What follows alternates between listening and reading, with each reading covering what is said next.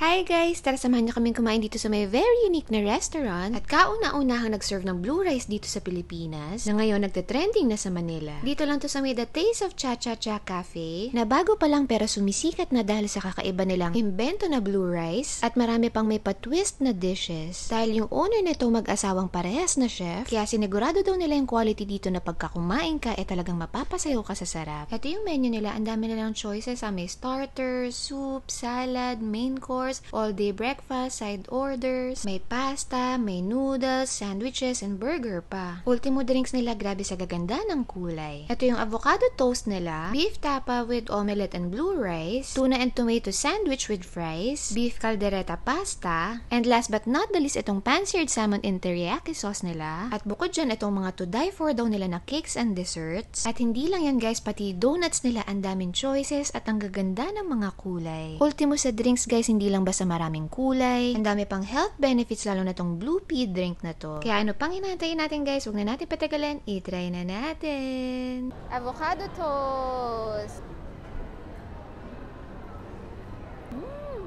Oh wow, masarap! Masarap ha? Ang healthy nung pakiramdam niya. Tsaka fresh na fresh yung avocado nila.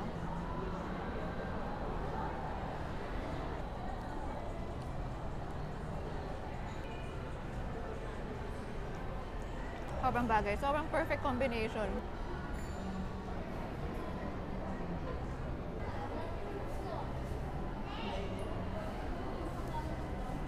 Happy si baby.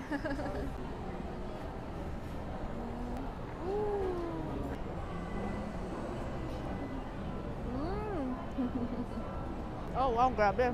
Harap! Quality. Appetizer pa lang to grabe. Beef caldereta. Kakaibang pasta. Tapos lagyan natin ng tomato on top.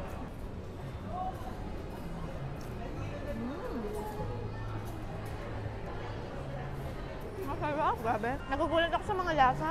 May anghang siya ng konti pero tolerable. Tapos malalasahan mo yung may pagka-asim ng konti dahil dun sa tomato na fresh. Panalo. Pasado.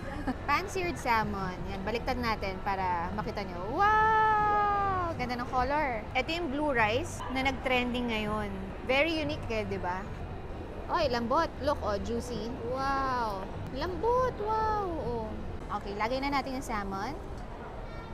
Siyempre, sama rin natin si blue butterfly pea flour. Kasi marami siyang health benefits. Anti-stress, anti-cancer, at marami pang iba.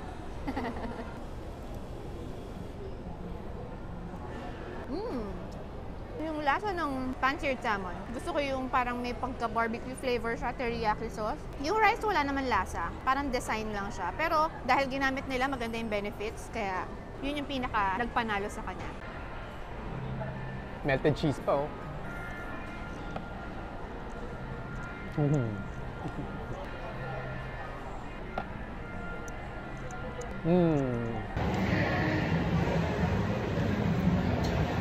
Grabe yung lasa niya. Linis. Tsaka hindi sobrang tamis. Lasang-lasa mo yung blueberry niya.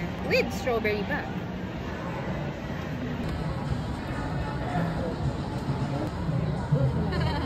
Try natin yung avocado. Design nila. Cute no?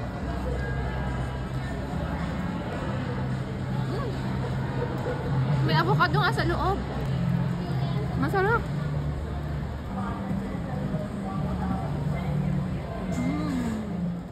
So yun lang guys, share ko lang sana natakam kayo sa video natin for today at kung nagustuhan nyo, paki-like na lang and don't forget to share this to your friends.